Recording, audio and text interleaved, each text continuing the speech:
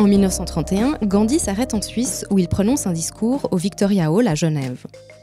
Le 11 décembre 1931, un chroniqueur du journal de Genève fait le récit de cet événement qui a eu lieu la veille. Quand l'apôtre de la non-violence pénètre sur le podium, suivi d'hindous au blanc calot, de ses fidèles, de son interprète, de sa secrétaire, les grandes orgues se taisent. Il entre tel que depuis de longs mois la photographie a propulsé sa physionomie. Maigre, osseux, vêtu d'une ample toge, chaussé de sandales dont il se débarrasse prestement pour se hisser, avec l'aide des siens, sur une table où il s'assied jambes croisées. Derrière ses lunettes, on devine des yeux perçants, scrutateurs. Qu'on le veuille ou non, avant de l'avoir entendu prononcer une syllabe, on ne peut s'empêcher, sinon d'aimer, au moins de respecter ce vieillard, ce petit homme, cette conscience qui donne temps à réfléchir. 75 ans après sa mort, Gandhi continue à nous donner à réfléchir et il sera au cœur d'un séminaire animé par Philippe Bornet et Nicolas Posa au printemps prochain, ici à la Faculté des Lettres de l'UNIL. On a donc saisi l'occasion pour les rassembler et pour discuter avec eux de Gandhi, cette figure incontournable de l'histoire intellectuelle du XXe siècle. Bonjour Philippe Bornet et bonjour Nicolas Posa. Bonjour. Bonjour. Alors vous avez un certain nombre de points communs puisque vous êtes tous les deux maîtres d'enseignement et de recherche à la section de langue et civilisation slave et de l'Asie du Sud de la Faculté des Lettres de l'Université de Lausanne. Vous faites également l'un et l'autre partie du comité d'organisation et de programmation du festival Cinéma Sala, qui est un festival consacré au cinéma indien qui se déroule à Lausanne au mois de novembre depuis maintenant un petit peu plus de 10 ans. Et puis vous vous intéressez tous les deux à la figure de Gandhi. Alors est-ce que pour débuter cet entretien, vous pourriez nous rappeler qui était Gandhi et quel a été son parcours ?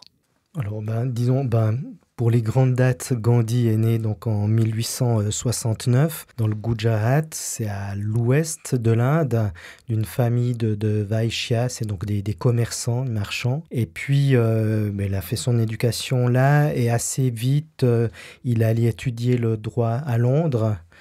Où c'était un passage assez important parce que c'est là que son végétarisme a commencé, qu'il a eu connaissance par exemple, d'une traduction anglaise de la Bhagavad Gita qui sera un livre essentiel pour toute sa pensée, dont on va reparler, et puis qu'il a donc fait sa formation de droit avant d'aller en Afrique du Sud où il a lancé ses premiers ashram, ses premiers centres, et puis ses premières expérimentations aussi pour les droits des Indiens. Une certaine partie des Indiens, peut-être c'est un des points sur lesquels on va revenir aussi, avant de retourner, de retourner en Inde en 1915 pour se lancer vraiment dans la lutte pour l'indépendance de l'Inde face aux colonies britanniques. Et puis, Philippe, si tu veux compléter. Oui, alors effectivement, on peut dire qu'à son retour en Inde, il s'affirme comme une personnalité politique de premier plan. Il lance différents mouvements qui vont, susciter un engouement populaire tout à fait impressionnant. Par exemple, en 1920, sa fameuse campagne de non-coopération, en fait, qui va commencer donc à prôner le Home Rule, c'est-à-dire le Swaraj, l'indépendance de l'Inde, le boycott des produits britanniques. Donc ce genre de choses qui vont donc être suivies par un grand mouvement de masse. Il sera arrêté suite à cela. Et puis 10 années plus tard, en 1930, il lance cette fameuse marche du sel, donc un mouvement de désobéissance civile. Et donc à ce moment-là, effectivement, il est suivi aussi par toute une partie de la population qui reconnaît en lui un leader, qui arrive donc à fédérer les classes, différentes classes de la société indienne. Un peu après, il y a son grand combat avec Ambedkar, c'est l'un des points sur lesquels on va revenir, c'est-à-dire qu'il était contre l'idée d'électorat séparé pour les intouchables, ce qu'Ambedkar aurait bien voulu. Il ne s'est jamais vraiment... Ambedkar qui est ? Ambedkar qui était l'un des autres politiciens très importants et puis qui a beaucoup défendu justement la cause des hors-castes en fait, et des intouchables.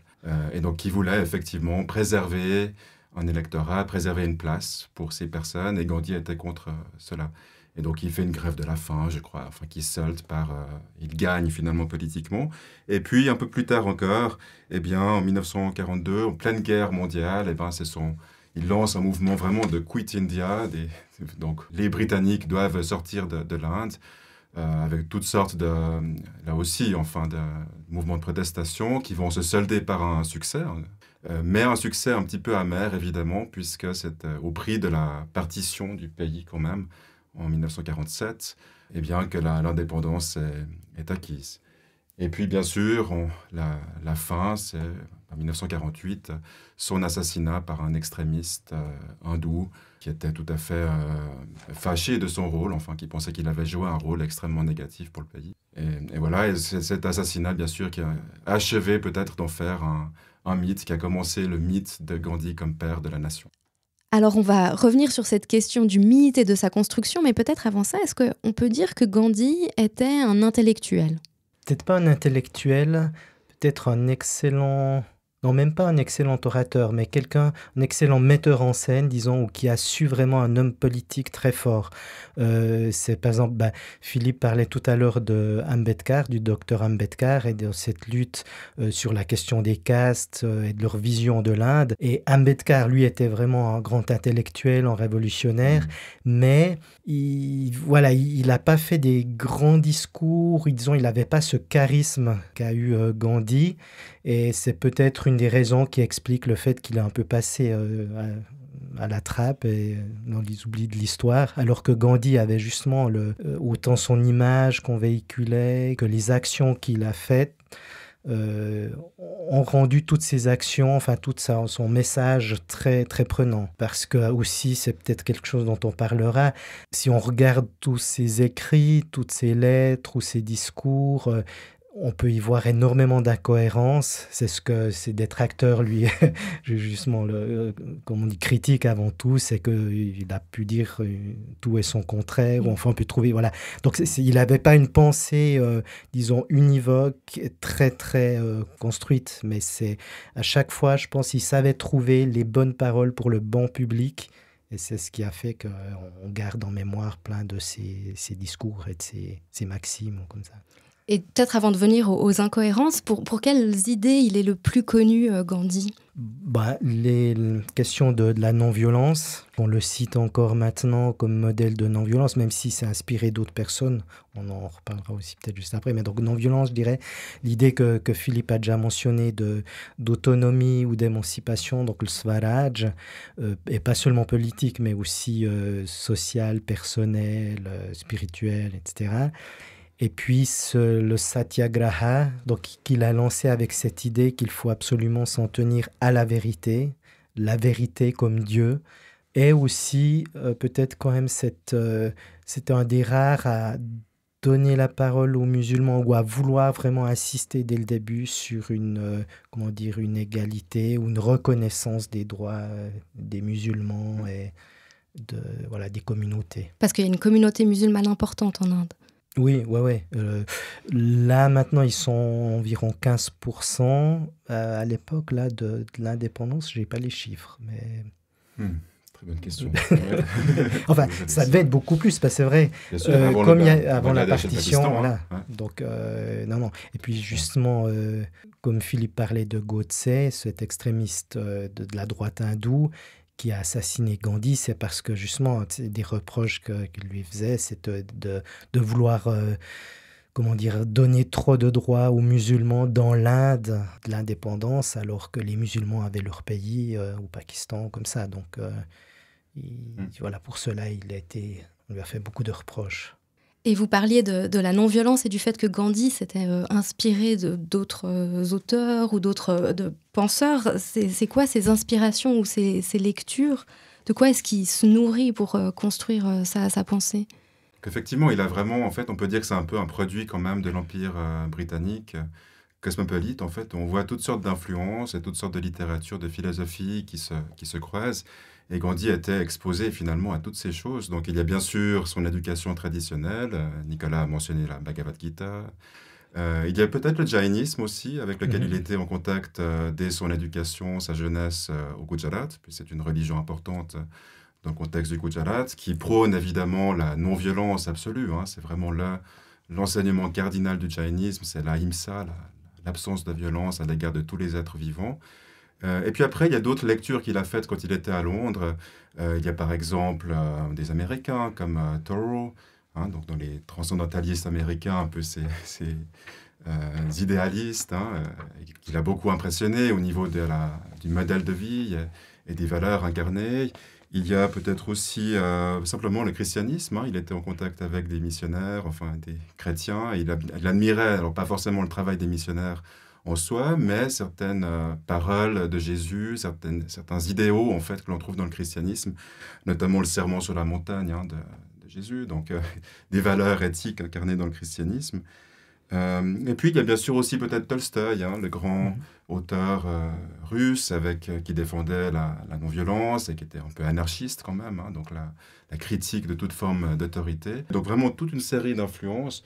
On pourrait même encore citer l'excentrique, enfin ce personnage qui s'appelle Salt, Henry Salt, qui était l'un des premiers défenseurs des droits animaux, et avec lequel là aussi il a été en contact, et donc dont il a repris sans doute quelques idées. Donc on voit vraiment toute une constellation d'auteurs, en fait.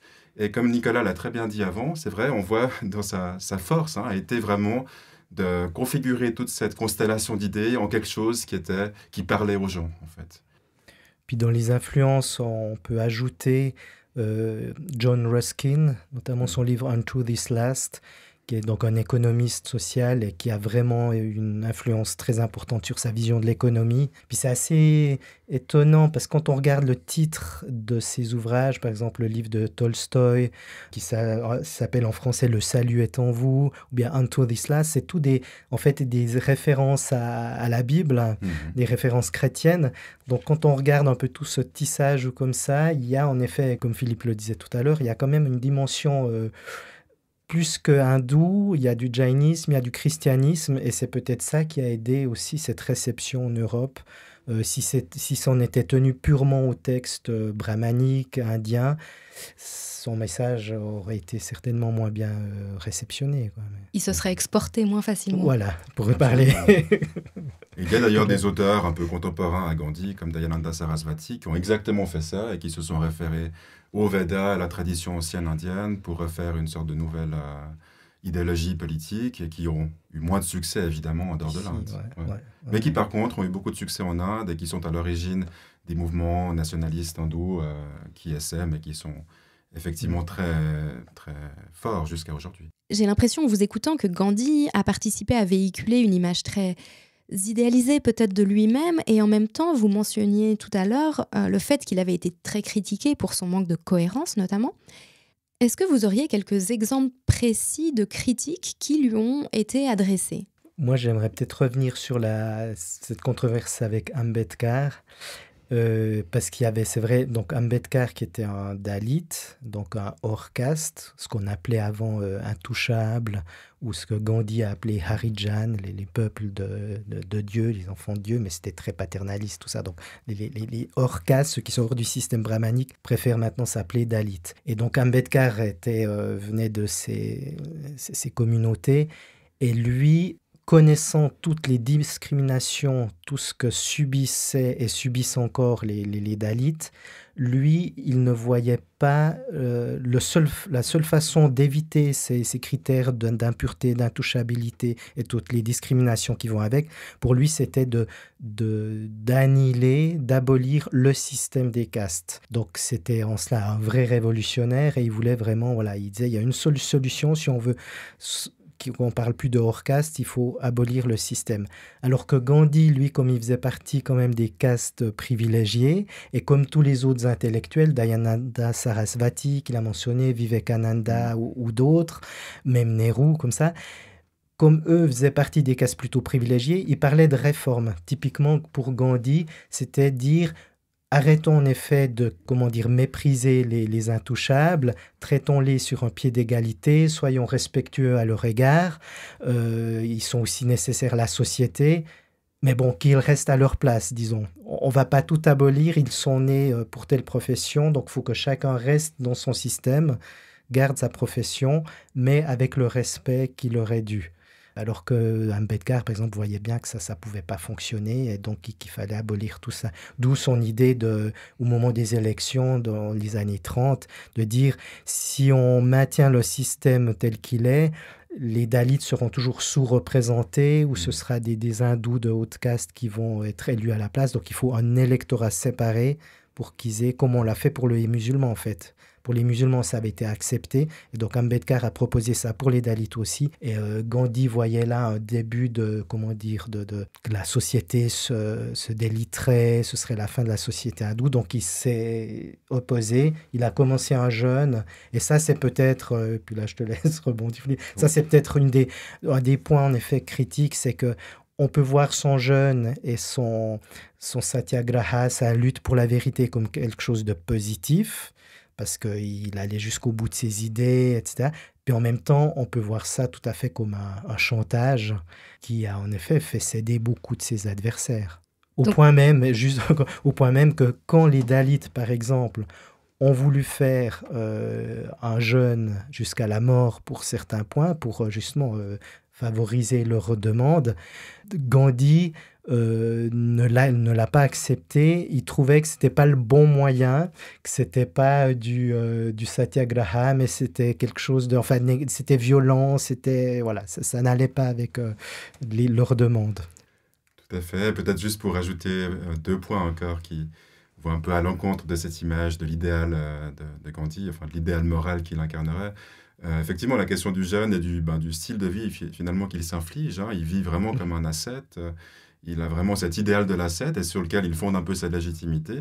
Mais c'est aussi un homme marié et donc il force un peu sa femme à entrer dans cette vie-là alors qu'elle n'est pas forcément aussi convaincue que lui, disons qu'elle ne vise pas en tout cas de but politique à travers ce mode de vie. Donc là, on peut aussi peut-être voir un angle un peu plus critique.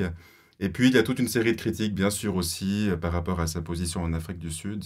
Parce que c'est bien sûr quelqu'un qui a défendu la cause des Indiens avant tout, et non pas, si on veut, les discriminations, enfin qui ne s'est pas élevé contre les discriminations de manière générale.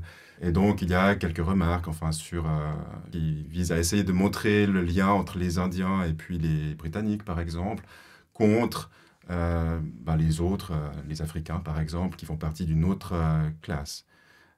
Mais il faut aussi remettre les choses dans leur contexte de l'époque. Et c'est assez logique finalement qu'il défendait la place des Indiens, c'était son rôle.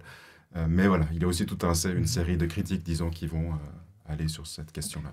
Si je peux rebondir sur ce point-là, justement en Afrique du Sud, il y a Arundhati Roy qui reçoit aujourd'hui là, le prix européen de l'essai. Elle a un très long essai sur Gandhi et Ambedkar, leur confrontation. C'est plus de 100 pages, ça s'appelle Le Docteur et le Saint. Et puis justement, elle revient là-dessus. Elle prend les extraits des lettres de Gandhi où elle montre, par exemple, ce fameux épisode où Gandhi a été offusqué de se voir éjecté d'un train parce qu'il était entré dans un train avec des Anglais, des Blancs en Afrique du Sud, et puis il a été éjecté du train parce qu'il était indien. Donc, il a voulu lutter contre cette discrimination, mais plutôt que de se dire qu'on soit tous égaux, non, il a quand même créé des classes. Il distinguait clairement les Indiens passagers, comme lui, ce qu'il appelait passagers, c'est-à-dire des Indiens qui allaient travailler un moment en Afrique du Sud, des Africains, des Noirs en général, et même des Indiens ouvriers sur place. Donc, malgré tout, voilà, il gardait des classes comme ça de valeurs différentes. Il n'est pas tout à fait prêt à partager ses privilèges. Pas totalement. Après, Arundhati Roy, elle est très critique envers sa pensée, sa position. Donc, mais c'est un essai vraiment à lire qui apporte justement une autre lumière à l'image peut-être des fois un peu lisse de Gandhi. Et si on revient sur ces principes de non-violence que Gandhi a promus, est-ce qu'aujourd'hui, il y a encore certains groupes en Europe ou en Inde qui continuent à s'en inspirer ? Oui, peut-être qu'on peut distinguer là un peu il y a 2 séries de choses. Il y a d'abord les idées propres à Gandhi sur la non-violence et puis les techniques de résistance en fait, qu'il met en œuvre et qu'il propose. Donc par exemple justement la non-coopération, la résistance active, ce genre de choses qui ont effectivement inspiré certains groupes. Alors on peut penser en Inde, il y a des groupes d'environnementalistes, par exemple Chipko, qui s'est beaucoup basé sur quand même l'idéal de Gandhi, la non-violence à l'égard de la nature.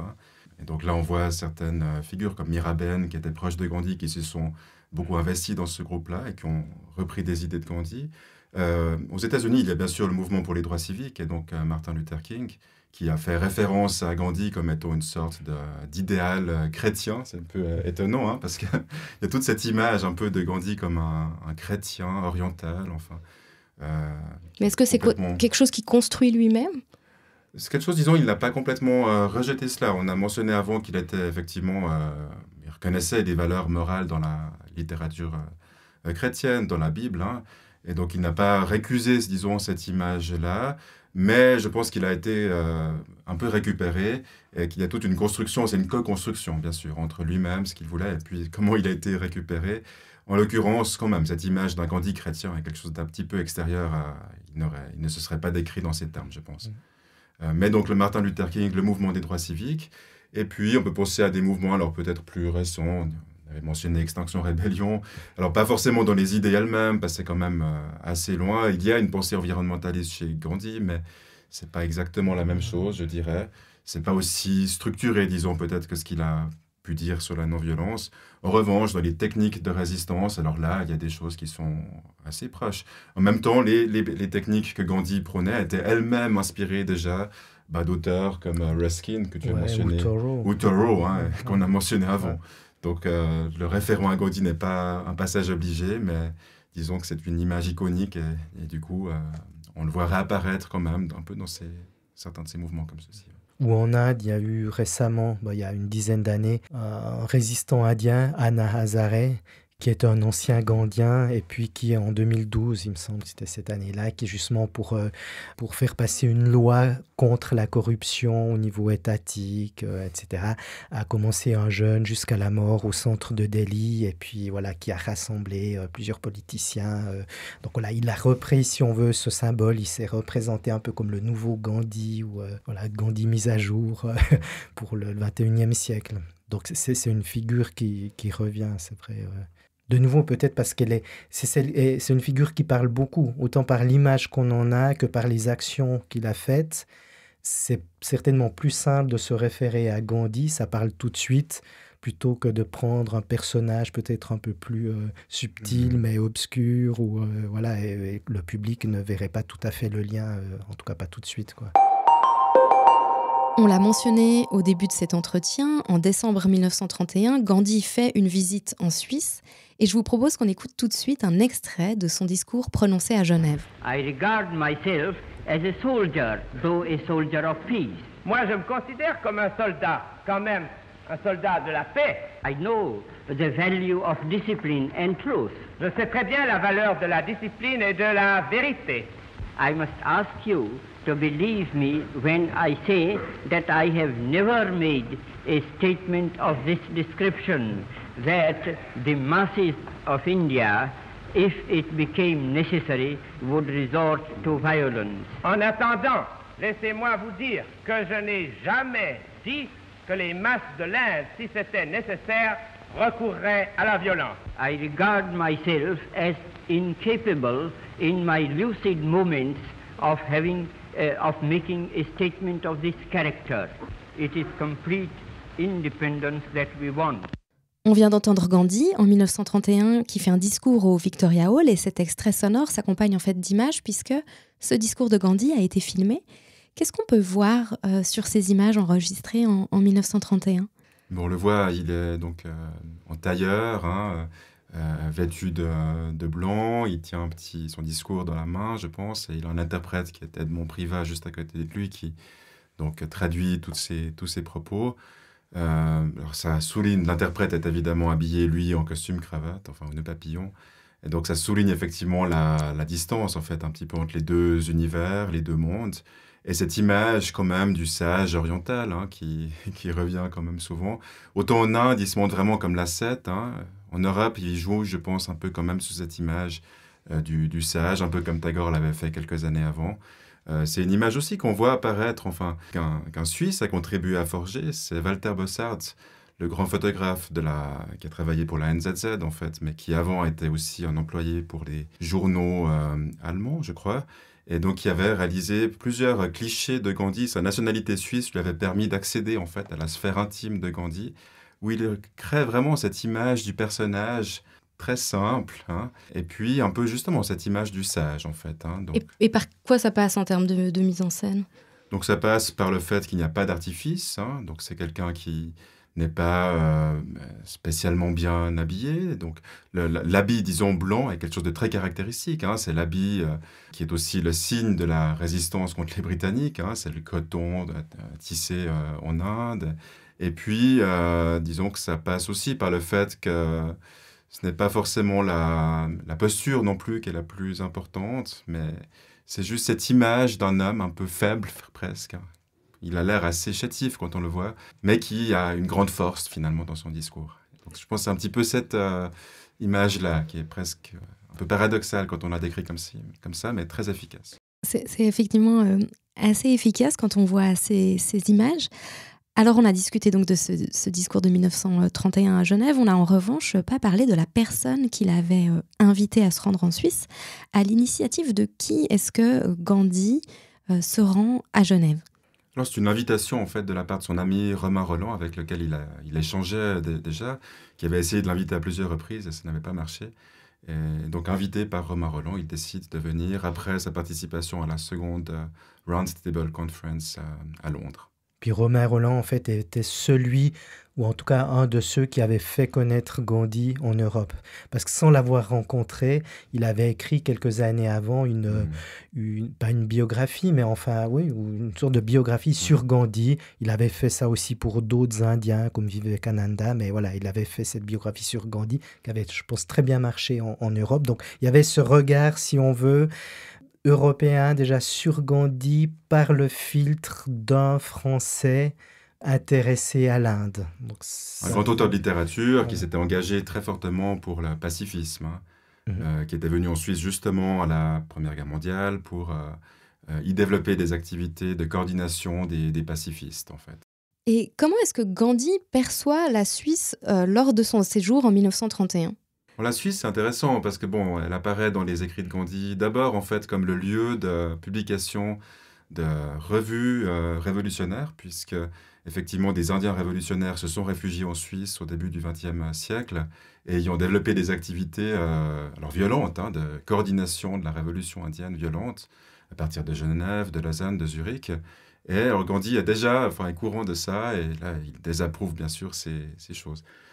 Et est-ce qu'il en profite pour rencontrer ces groupes de révolutionnaires et entrer en discussion alors, avec eux ? pas vraiment, parce qu'il arrive en Suisse, en fait, après la fin de l'activité de ces groupes révolutionnaires qui, plus ou moins, enfin, sont bannis du territoire en 1920.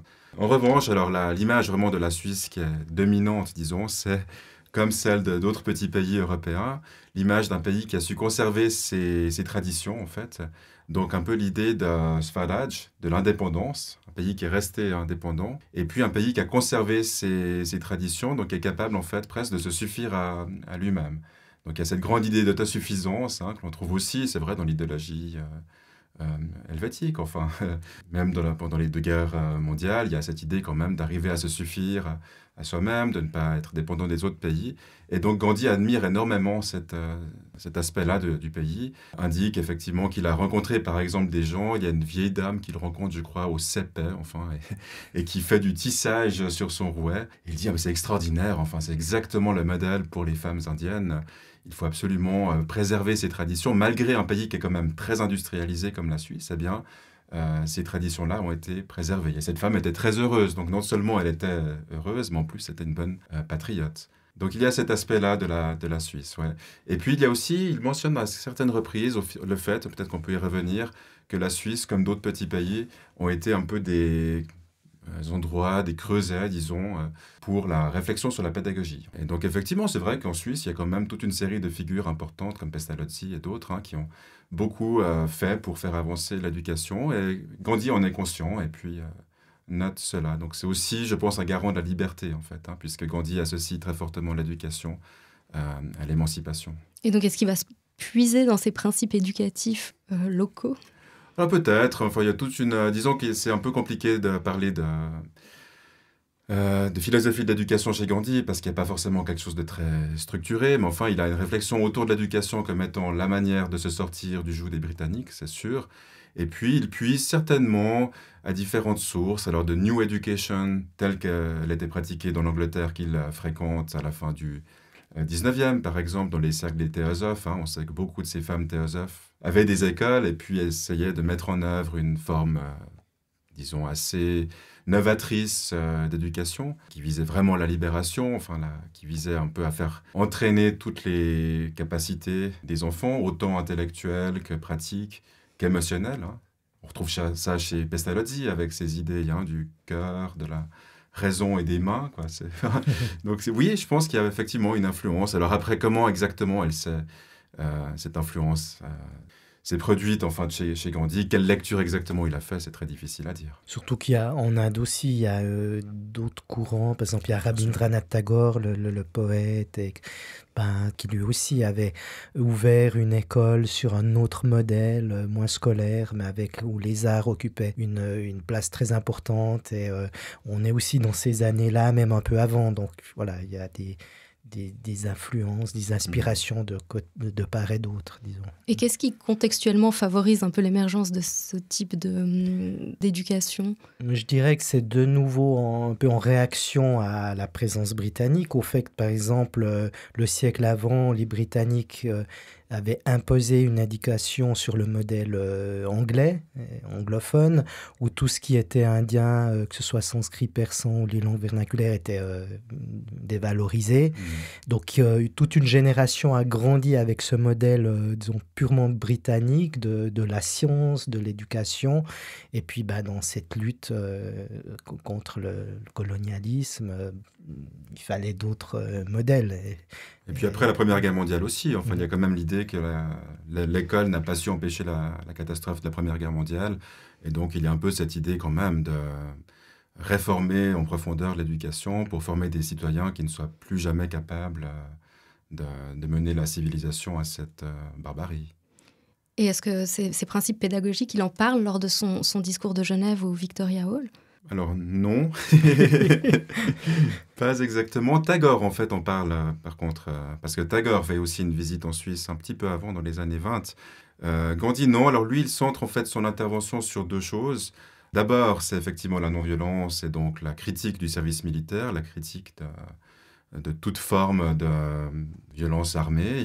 Et donc évidemment, et là il s'en prend à l'armée suisse, ce qui ne fait pas que des auditeurs conquis dans l'Assemblée, on s'en doute, dans les années 30.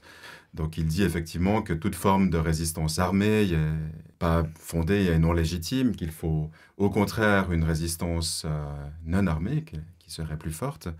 Et puis la deuxième, donc là il est très, très proche aussi de Paul Cérézol en fait, qu'il rencontre à Lausanne, qui est le créateur du service civil international, peut-être qu'on le connaît. C'est une figure peut-être un peu moins connue, mais qui est importante, que les civilistes aujourd'hui connaissent peut-être, qu'ils doivent en tout cas la possibilité de faire leur service sous cette forme-là. Et donc, il partageait un peu ces choses avec Gandhi. Mais Gandhi était plus extrême. Il disait qu'il faut même arrêter de payer les impôts, parce que les impôts financent l'armée. Ça marche peut-être en Inde, ce genre de... parce qu'on lutte contre les pouvoirs colonialistes. En Suisse, c'est un petit peu différent quand même. On est dans une démocratie semi-directe. C'est pas exactement la même chose. Et puis, l'autre aspect, en fait, l'autre volet des interventions de Gandhi en Suisse, c'est une critique du capitalisme, en fait, et donc un encouragement aux travailleurs de se fédérer, de lutter, finalement, contre le pouvoir des grandes sociétés et des capitalistes en général. Et donc, il encourage, effectivement, les travailleurs à se fédérer, à former des syndicats. Et donc ça, on imagine bien sûr que cela a aussi trouvé une audience un petit peu mitigée. Il y a, suivant où, là c'était à Genève au Victoria Hall, je crois qu'il a développé ses idées, et que ça n'a pas forcément beaucoup plu à toute son audience. Pour faire le lien avec ce que Philippe disait sur le fait qu'après la Première Guerre mondiale, il y a cette idée aussi de changer d'éducation, de se dire comment on a pu... il faut changer ce modèle d'éducation qui a pu mener à cette guerre mondiale. Le paradoxe, c'est que dans 2 ans, on va fêter, certains Indiens vont fêter les 100 ans d'un mouvement d'extrême droite hindoue, le RSS, donc qui est né en 1925, qui est justement le bras actif, armé, un peu sur le modèle justement des fascistes italiens, et qui est maintenant derrière, auquel le Premier ministre indien Narendra Modi dont il fait partie, et qui vraiment pousse la politique du gouvernement actuel. Et donc, cette vision-là, elle très violente, très autoritaire, qui ne laisse pas la place ni aux minorités, ni aux voix discordantes, a repris le pouvoir. Pendant longtemps, elle était interdite, par exemple, après l'assassinat de Gandhi, parce que justement, l'assassin de Gandhi en 1948 était un membre du RSS. Donc, pendant quelques décennies, ce mouvement était interdit officiellement. Et là, maintenant, il reprend du poil de la bête. Et par exemple, il y a un film dernièrement, au tout début de cette année, là, 2023, qui a un film sur l'assassinat de Gandhi, justement, qui revient là-dessus. Et qui, alors, c'est une fiction parce que là, dans le film, Gandhi n'est pas mort. Il a survécu à l'attaque. Et ensuite, en prison, on a ce dialogue entre Gandhi et Godse, celui qui a fait une tentative d'assassinat. Mais tout le film baigne de cette atmosphère nationaliste hindoue actuelle, et sans justifier le rôle du RSS et de ce Godse, de cet assassin, rend quand même toute la perception de cet événement un peu floue. Et est-ce qu'il est réalisé par une personne qui est proche de ce parti ?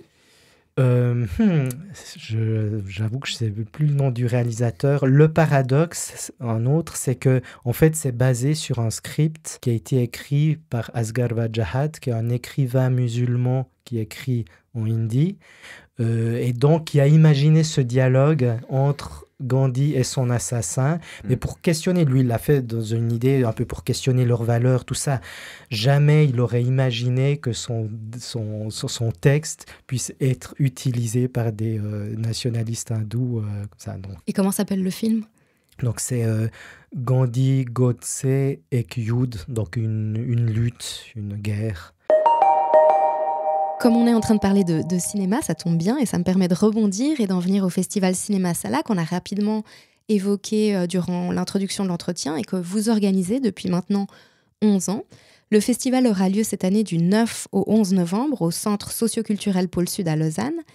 Est-ce que vous pouvez nous dire quelle est la thématique du festival ? Parce que je crois que tous les ans, il y a une thématique particulière.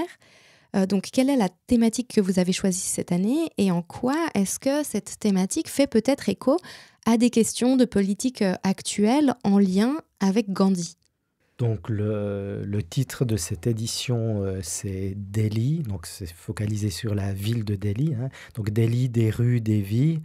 Et il y aura 3 soirées, 3 longs métrages, enfin 2 longs métrages puis un documentaire, sur des aspects peu ou pas connus de la ville, notamment beaucoup sur la vieille ville de Delhi et puis les personnes qui vivent de petits métiers divers. Et dans la plupart des films, pas forcément dans tous, mais il y en a un arrière-fond parce qu'ils ont été faits en 2019-2020.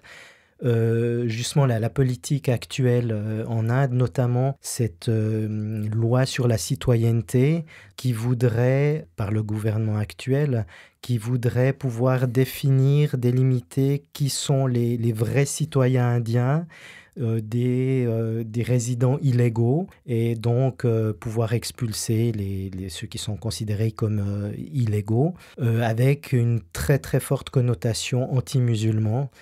C'est l'idée notamment de vouloir éviter tous ce qu'ils appellent ces immigrants musulmans illégaux, etc. Donc ça a créé énormément d'émeutes et de manifestations à Delhi, justement fin 2019, début 2020, au moment où cette loi et le registre sur la citoyenneté devaient être mis en application. Et les films, même s'ils ne sont pas... C'est pas leur sujet principal, mais on entend de temps en temps en arrière-fond ces manifestations où c'est une référence aussi, parce qu'on n'est pas que dans le milieu musulman, mais disons les personnages sont pour la plupart quand même proches, sont musulmans ou proches de ces communautés. Donc il y a quelque chose de une politique actuelle très forte, sans parler du G20 qui vient d'avoir eu lieu là, ce week-end du 9-10 septembre, où Modi a accueilli avec force portrait de lui-même et de son parti, enfin tous les dirigeants du monde, et puis avec le fait de cacher, par exemple, si on a pu voir des vidéos, il a caché derrière des palissades tous les quartiers populaires, les slums, etc., pour que ces dirigeants étrangers aient une vision lisse, si on veut, belle, propre de la ville. Et donc il a complètement effacé du visuel tous ces gens dont on parle dans les films qu'on va projeter à Cinéma Sala, en fait. Donc il y a vraiment un focus sur, vous me disiez, les petits métiers exercés par ces populations-là. Quels sont ces métiers inconnus ou dont on n'a pas entendu parler, que les films mettent en avant ? Alors, par exemple, il y a un métier qui consiste à faire peur aux singes, parce que des singes qui prolifèrent effectivement dans la ville, enfin, peuvent déranger certains employés ou plutôt des classes élevées. Et donc, il y a des gens qui font dans le métier, effectivement, de chasser ces singes. Un autre métier qui est important dans l'un des films, c'est celui de guide touristique, en fait. Mais un guide touristique d'un genre un peu particulier, spoiler alerte peut-être, puisqu'il s'agit de faire un tour de Delhi, vraiment de la Delhi, de la vieille ville, et un peu tout à fait alternatif, en fait. Donc voilà, un peu des métiers comme ceci, peut-être un peu... Puis il y a aussi dans un autre, ça c'est plutôt documentaire, sur des frères qui, dans la vieille ville, qui prennent soin, qui soignent des milans, parce qu'avec la pollution de l'air de Delhi, enfin différents facteurs, il y a de plus en plus de milans, donc les oiseaux, qui sont blessés, etc. Donc au début, ils ont une sorte de cabinet vétérinaire dans un sous-sol, dans leur sous-sol, et puis voilà, ils les soignent du mieux qu'ils peuvent. C'est voilà, un très beau portrait de cette famille de vétérinaires un peu inofficiels, si on veut. C'est le but un peu du festival, c'est-à-dire de montrer des facettes moins connues, disons, de l'Inde, sans bien sûr tomber dans une image négative, c'est pas ça le but, mais d'essayer de découvrir des choses, des éléments de la richesse, enfin, dont on n'aurait pas forcément l'idée à première vue. Avec des films qui n'ont souvent pas reçu disons, une bonne distribution ici en Suisse, qui parfois ont été primés dans des festivals, etc., mais qui n'ont pas été distribués dans des grandes salles. خواتین و حضرات شاہجہان آباد کی ان طلسمی گلیوں میں آپ سبھی مہمان خصوصی کا آوارہ گرد آکاش جین جنونی کی اور سے سلام قبول ہو سلام سلام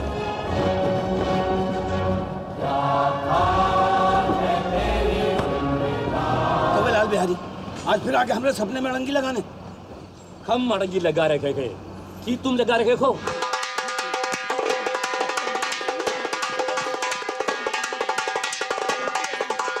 ابا جہاز میں کام کرتے تھے اسی میں مر گئے اب بہت ڈر لگتا ہے. On vient d'entendre un extrait de la bande-annonce de Taking the Horse to Eat Jalebi qui sera diffusée le 10 novembre prochain dans le cadre de Cinéma Sala. C'est une bande-annonce extrêmement riche et vivante et un petit peu mystérieuse aussi, je trouve. D'ailleurs, le titre a lui aussi quelque chose d'un peu énigmatique puisqu'il s'agit, si on le traduit de façon littérale, d'emmener le cheval manger des jalebis. Qu'est-ce que c'est des jalebis ? Les jalebis, c'est des pâtisseries. Vous avez sûrement vu ça déjà, c'est une orange fluo. En fait, c'est à base de farine de blé et de pois chiches. Puis ça fait une pâte qui coule comme ça, qu'on plonge dans du sirop à base d'eau de rose, je crois, bouillant. Et donc, ça fait des filaments comme ça. Et puis, ça se mange très chaud. C'est très juteux. Et puis, c'est pour des fêtes ou enfin pour des occasions importantes. Puis, en fait, donc, c'est clairement une pâtisserie pour humains. Mais le paradoxe dans ce titre, c'est une expression en fait qui vient de Delhi. Taking the horse, donc à Delhi, on trouve encore maintenant, c'est une sorte de calèche, mais basique, tirée par des chevaux, et puis qui pouvait servir pour les passagers aussi, pour les personnes, pour aller d'un quartier à l'autre. Et puis c'est une réplique que certains de ces conducteurs de ces chevaux et charrettes pouvaient dire quand ils ne voulaient pas faire la course, ou que voilà, pour X raisons, trouver le prétexte, non, il faut que j'aille nourrir mes chevaux avec des jalebis. Donc une réplique un peu absurde, mais pour dire qu'ils n'avaient pas envie de faire le job, en fait. Alors on va pas en dire plus parce que le film est assez difficile à résumer et le mieux c'est certainement de venir le découvrir dans le cadre de Cinéma Sala le 10 novembre prochain. Merci beaucoup Philippe Bornet et Nicolas Pezat d'être venus nous parler de Gandhi et de Cinéma Sala. Merci à vous beaucoup pour Merci beaucoup soutien. pour l'invitation. Voilà, mais oui. Avec plaisir et à bientôt. À bientôt. À bientôt.